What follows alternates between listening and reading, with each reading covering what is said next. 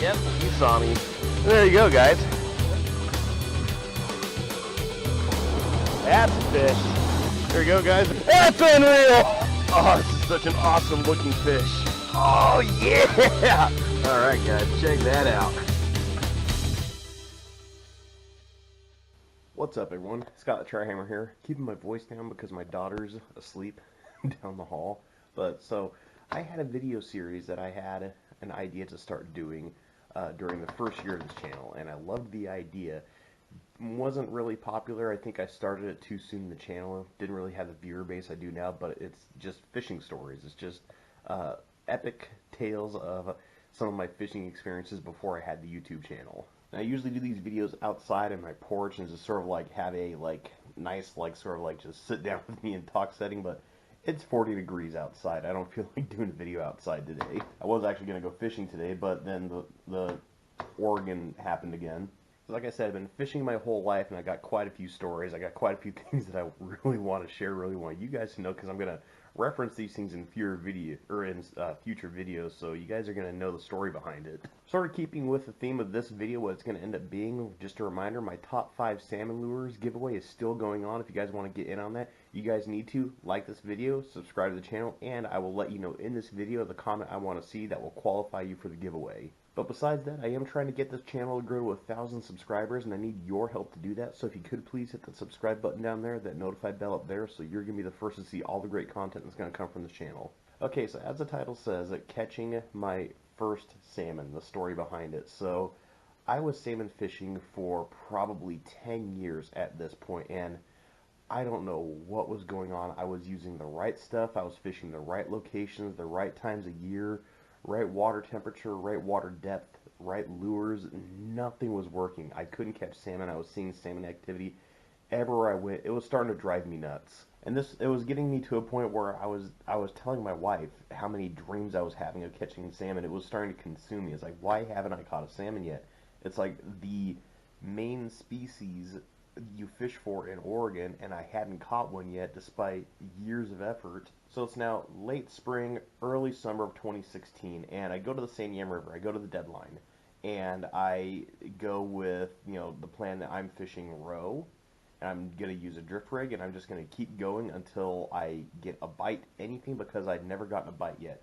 And I did something that I didn't really think to do in previous years going fishing. I went around and talked to locals. I talked to a bunch of people who live in Foster, people who live in Sweet Home, and talked about when they see salmon, what they use, and that's really when I decided to just stick to roe for this fishing trip. So I go around to the north side of the Salmon River to fish the church camp, and on the way there, I don't know what happened, but my bailer opened up on my rod, and I keep when I travel, I keep my spinning reels, I keep the handle, I loosen the handle and put it in place and then tighten it up so it locks in place and it keeps the bailer closed. I don't have the bailer open, but I had the biggest bird's nest on the hydrofloat line that I've ever seen when I got there. It took me almost an hour to try to salvage just 70 yards of line, and even then I had to Frankenstein it all together with double uni knots, trying to make up enough line to use to fish. And so my spirits are already down for this. I'm getting more and more frustrated. And one of the things that sticks out in my mind from this fishing trip is when I go to tie the floating line to my braided line, which was my backing to the floating line. I used a double uni knot, and the number of times I wrapped around the braid was 7 times, and the number of times I wrapped around the hydrofloat line was 5 times. Now, I know not everyone who watches my channel believes what I believe, but I do know that 5 is the number of blessing, and 7 is the number of God's completion. And I was like, this feeling came over me, this really is it. This really is it. And I texted my wife. I said, I'm catching a salmon today. But it was a time where I was still having a lot of back issues. I couldn't get down to the water, and I could see on the other side of the bank it was an easier spot to get to, and that was the one that I decided to go fish. So I get back in the truck, go around the dam, go back to the south side of the Salmon River, go down, fish the spot, and I'm there for 2 hours casting over and over again. I see guys on the other bank catching fish, and I'm holding on to that, the just that feeling I had, the double union knot with the, the 5 loops and the 7 loops, like, this is it, this is it. And I'm going through my row, and I'm down to my last little ball of row, and I'm like, well, this, it's got to come at this time, because this is the last of my bait that I brought. And I'm fishing the area, casting the same spots over and over again, like I said, and like, at one point, like, this is probably like halfway through the usefulness of the row, the last piece of row. At one point, I looked to the spot that was sort of right in front of me, and it's just like, I don't know what it was. I just, like, looked at it, and I didn't so much cast. I more just, like, flung. More just like if you guys ever do a roll cast with fly fishing, I just sort of roll casted my row into this area, and it landed, like, maybe 15 yards in front of me, so not very far, and I have waders on, so I'm standing in the water, and just, like, 15 yards in front of me, bobber lands, and as soon as I get my line tight, bobber goes down, and I go to set the hook, and it is, at the time, the biggest, strongest fish I ever caught. So naturally, I start freaking out, worrying about the Frankenstein's monster of line that I have that's just, like, patched together with double union knots. I'm just going, please don't break. Utilized the drag a lot, fought the fish for about 5 minutes, and I didn't know how big of a fish I had. No one, I don't think anyone, when they go salmon fishing, expects to catch a full-size, adult, 10-pound plus salmon their first time. I brought my fly fishing net and was thinking I was going to catch, like, a jack or something that was at most, like, 2 pounds. I didn't expect to catch one this big.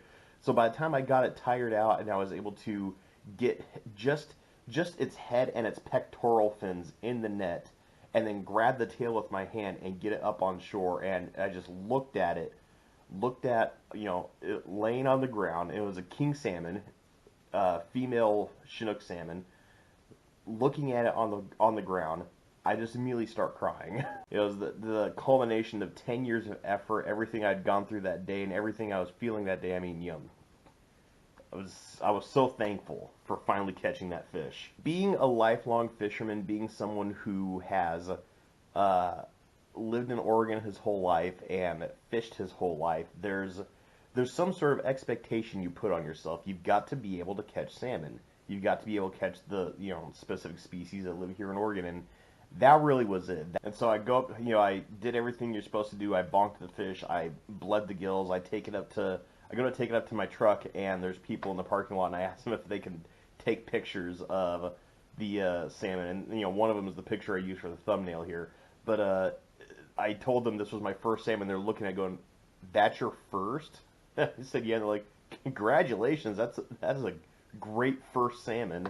I had plenty more success that year. I filled up half my tag that year. It was not only the first year I actually made use of my tag, but it had a pretty decent tag for the amount of time I was available to go fish. I filled up half my tag that year.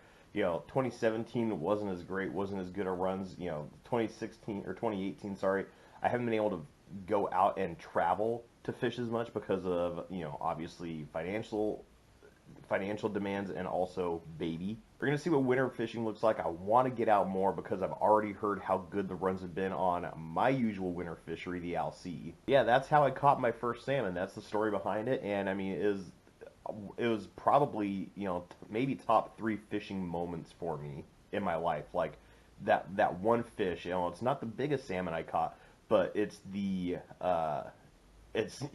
probably the most memorable salmon I ever caught. So I want to know what you guys thought down in the comments below, and I want to know your guys' fishing story too for catching your first salmon. If you guys have caught salmon yet, if you guys haven't caught salmon yet, those are the things I want to see down below that are going to qualify you for the giveaway. And again, I'm trying to get this channel to grow to 1,000 subscribers, and I need your help to do that. So if you could please hit that subscribe button down there, then notify bell up there, so you're going to be the first to see all the great content that's going to come from this channel. Of course, thank you guys so much for watching, or in this case, more so listening. And as always, tips up, tight lines, and have fun fishing.